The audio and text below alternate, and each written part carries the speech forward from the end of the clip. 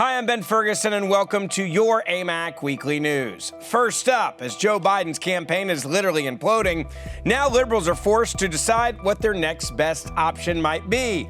Apparently, that is in Mayor Pete. Now, rather than facing the fact that Pete is as extreme as Bernie Sanders is, the media and liberals are somehow trying to pretend that he's a moderate, and I'll explain why that's a total lie in just a moment. Also, liberal elites of the Democratic Party are determined to keep Bernie Sanders from winning the nomination. Even the media is behind the plan to stop Bernie. More on what that could mean for November in just a moment. And finally, AMAC experienced a huge loss with the passing of our thoughtful, kind, and visionary founder, Daniel C. Weber. We remember his impact as an unabashful conservative, his incredible legacy that he is leaving behind. All of that coming up in just a moment. Quick reminder, though, please share this video with your family and friends on social media. Your AMAC Weekly News starts right now.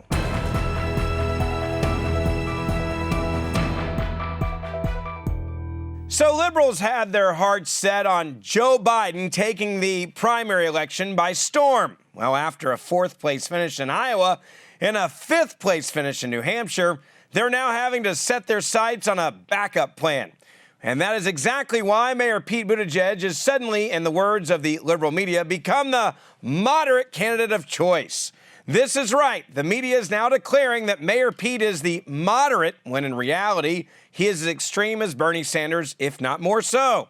Look at how the mainstream media is trying to portray Mayor Pete as the moderate in this great montage from the Ingram angle on Fox News. Pete Buttigieg, centrist Democrat, taking on the Bernie Sanders, Elizabeth Warren wing of the party. Buttigieg is a moderate, running as a moderate. There's a feeling that Buttigieg would occupy that moderate lane if something were to happen to Joe Biden. Buttigieg, who appears to be trying to occupy some of that center space as well. It is Buttigieg who has emerged up in that centrist lane. Laura Ingraham slammed this attempt by the left to create this false narrative in favor, obviously, of Mayor Pete. Instead, she showed us exactly how extreme his positions really are. Take a look at this from Fox News. But in reality, Buttigieg's agenda is in a lot of ways just as extreme as that of Bernie Sanders or even AOC. Let's take a look down the list. Mayor Pete wants to abolish the Electoral College. He favors packing the Supreme Court. And last month, he declared his unwavering support for unrestricted abortions to a 7-year-old girl. On immigration, Buttigieg supports giving illegal aliens free health care, plus college scholarships and easier access to welfare. Oh, and he wants to give citizenship and reparations for illegal immigrant families separated at the border. Does any of that sound middle of the road to you? Buttigieg has also positioned himself as a foe of Sanders' Medicare for All plan, but in practice, his own plan is no less extreme. According to the Washington Post, the plan, quote, hinges on a supercharged version of the unpopular Obamacare mandate. And what's his plan for solving the opioid epidemic, for instance? Well, more drugs flooding your streets. You would say that possession of heroin is not illegal. Is not going to be dealt with through incarceration. But your website says decriminalize. It would not be illegal. Yes, or it could be a misdemeanor. Does all that sound like the voice of moderation to you? That's right. The media trying to play this guy off as a moderate. Well, he's no moderate. He wants to legalize all drugs. We're talking about PCP, LSD, heroin. The list goes on and on. So instead of helping our country, Mayor Pete wants to make it more dependent on drugs and the government. Now, he's also so extreme that he wouldn't even give a straightforward answer to a basic question that he knew that was going to come his way. Whether or not pro-life Americans would even be willing to be allowed or welcomed in the Democratic Party. Watch this from an interview on MSNBC's Morning Joe. Is there space in the Democratic Party for pro-life voters? Well, there are a lot of pro-life Democrats where I'm from. Now, I don't believe that it's appropriate for me to try to get their vote by trying to trick them. I'm going to be very honest about my pro-choice views, but I also think that we should build the biggest But you can respect their views, right? I understand that this is a difference of opinion that we come by honestly. But you can respect their views, right? Just like a pro-life person can respect a pro-choice person's view. You respect views of people who are pro-life, right? Because sure. I mean, look, I'm coming from a place where where, a lot of people who I know, people I respect, even people who supported me, view that issue differently than I do. But we're at a moment right now where there is so much that this country is up against, and we're going to rise and fall together. And it's not about pretending that we're going to agree on everything. It's about finding the center of gravity of this country. And this is why it's so important. Right, but I'm not talking about pretending. I'm talking about respect. Exactly. Now, to be very clear, not once did Mayor Pete ever say that it's okay for a pro-life individual to even be a member of the Democratic Party. That is extremism. Now, this guy is the new hope for the liberal base in the 2020 presidential election. Now, this should absolutely terrify everyone. I want you to also think about this. The first two people taking first and second place in the first caucus in the nation and also the first primary in the nation are declared socialists who want to destroy what our country actually is. They want to turn America into a full-blown socialist country like China or Russia. This is now the Democratic Party and its leadership. Now, AMAC is here to make sure that this does not happen, but we cannot do it without your support. Whether or not you like Bernie Sanders, it is impossible to deny the fact that the Democrats tried to cheat him out of the nomination in the 2016 election. Remember, they gave the answers, or at least the questions, so you could answer them easily to Hillary Clinton when they were having their debates. That's how rigged the system was against Bernie Sanders in the Democratic Party. Well, a large portion of his supporters, after all this came out, they decided to turn around and vote for President Trump out of anger towards Hillary Clinton, her campaign, and the DNC. Well, now there is fear that this is all going to happen again. Why? Because the liberal base, or at least the establishment liberal base, are terrified that Bernie Sanders will become the nominee and not be able to win. See, they seem to have forgotten what happened in 2016. And now they're trying to cheat him out of it in 2020. Democratic Representative Tim Ryan discussed these concerns about running with a, quote, socialist in an interview on Fox News. Take a look. He's being polite. I personally am very, very concerned about some of the folks who are running. I think, if we run under a Democratic Socialist banner in 50 states, I think we lose the industrial Midwest. I think we lose 48 states. I think we lose working class union voters who have negotiated their private health care and want to keep it. Mm-hmm. And they don't want to be forced into a public health care system. You lose those voters. And I think some of the other issues as well, I think that would be disastrous for us. I think Joe Biden is the absolute best candidate for us. I think he beats Donald Trump in the swing states, in the industrial Midwest. And it's going to be a new day in America. So we're excited about getting that starting tonight in South Carolina. Now, Ryan and others like him are so scared that Bernie Sanders might win that they're still actually pushing for Joe Biden. Remember, Biden placed 4th in Iowa and just landed in 5th in New Hampshire. In other words, Biden's campaign is done. It's not just liberals in office that are pushing for basically anyone except Bernie Sanders. It's also the mainstream media.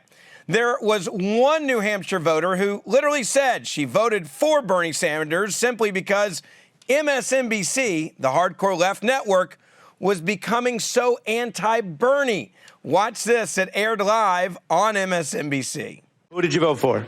I voted for Bernie, although there are a number of candidates that I really like, and so I felt like when I finished voting, I was still undecided, including Elizabeth, including Michael Bennet, for that matter. Now, that's sort of a paradox to decide and then feel undecided.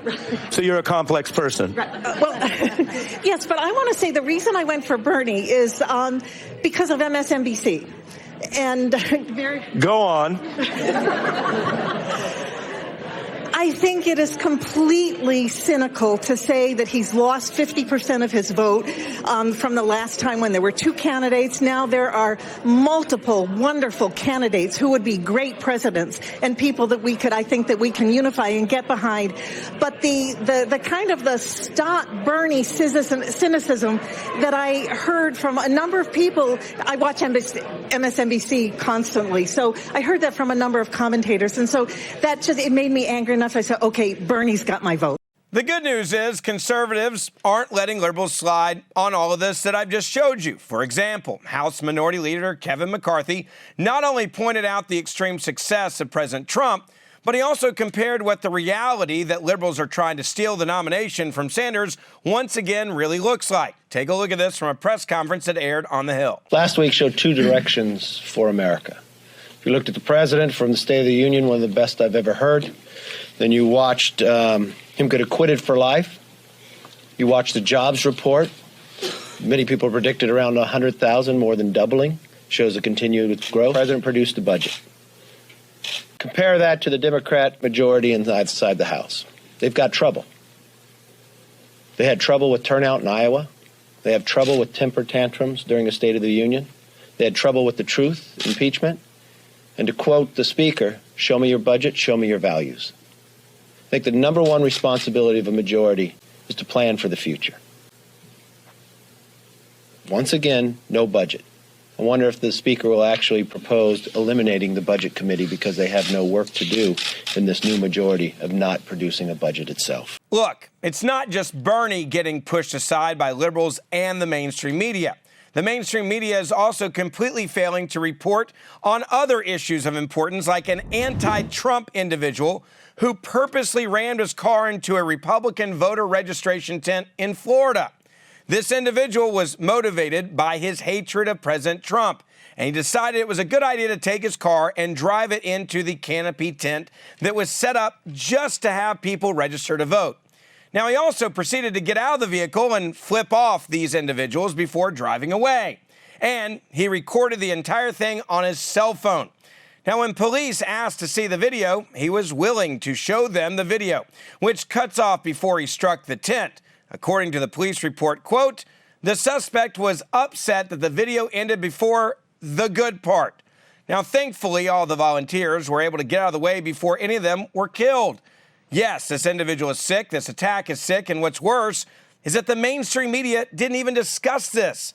Now, the news about the attack got out because of the tweet by the Duval County GOP, which showed 4 pictures and read, quote, today in Jacksonville, Florida, 6 Trump campaign volunteers were intentionally targeted while registering voters. Now, the Republican Party of Duval County says it plans to redouble its efforts to register voters and will continue its fight with renewed intensity to re-elect President Donald Trump. Now, although most mainstream media skipped this story entirely, Politico didn't miss its chance to spin this story and actually go against the victims. Literally, look at their own headline. It reads, Republicans vow revenge at ballot box after volunteers nearly hit by van. That's right. It's not focused on how a crazed liberal tried to hit innocent people because of their political affiliation. Instead, Politico decided to focus on how angry and determined Republicans became after the incident. So the media looked the other way because they didn't want to report on a crazy liberal trying to kill Trump supporters. The media might not cover this, but we here at AMAC will make sure that everyone knows that this event actually happened and the story behind it. With a heavy heart, we here at AMAC had to say goodbye to our inspiring founder, Daniel C. Weber. I knew Dan personally, and he had a vision for our country and faith that could not have been stronger. Dan's vision was to leave this country better than he found it. That is how AMAC came to fruition. His legacy is all about helping each and every one of us achieve the American dream. He was clear that the government's job is to get out of the way and allow its citizens the ability to succeed. When I first met Dan, I felt like in many ways I was talking to Ronald Reagan. He knew government should not be in charge of every aspect of our lives. He knew government out-of-control spending could cripple the next generation. Most importantly, Dan understood that we as constitutional conservatives needed an advocacy group to protect our constitutional rights that were being infringed upon by many in Washington on a daily basis. So after working for decades, after retiring, Dan decided, I'm not going to stop working yet. This incredible husband and father decided, I'm going to start an organization. That organization, AMAC, now has more than 2 million members. I want to play something for you real quick, and it's something that I remembered from what Dan had to say back at the 2018 AMAC Delegate Conference. Dan was clearly thinking about the future of AMAC when he made these remarks about what we need in this country and also for the future of AMAC. Take a listen to this. It really warms my heart to sit in a room full of Americans who love our God-given freedom.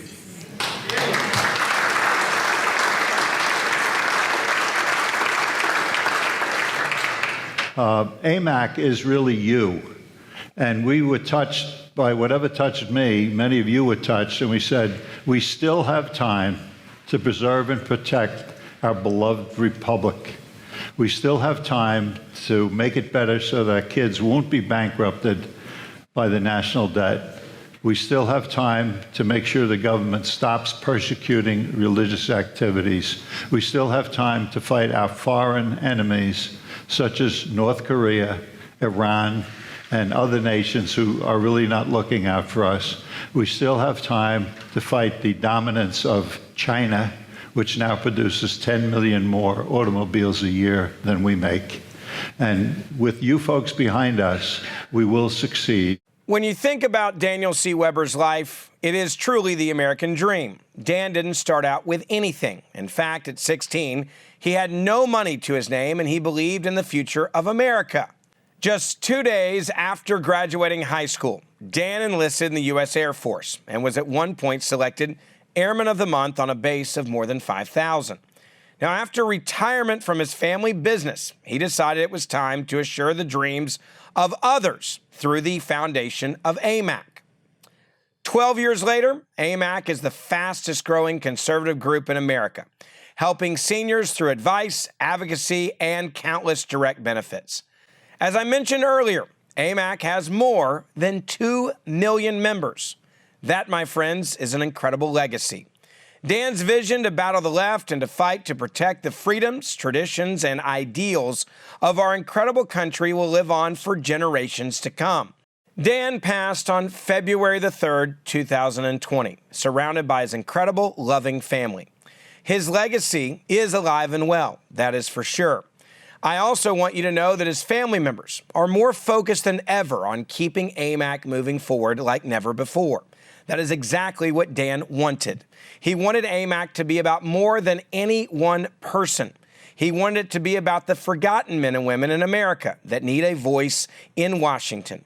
It's our job to continue to build upon what Dan started, which is why we need your help to continue to grow this organization. Dan, we will miss you terribly, and we thank you for all of your hard work, your passion, and your vision for this incredible organization. That's it for this edition of your AMAC Weekly News. We'll see you back here next week for our next episode.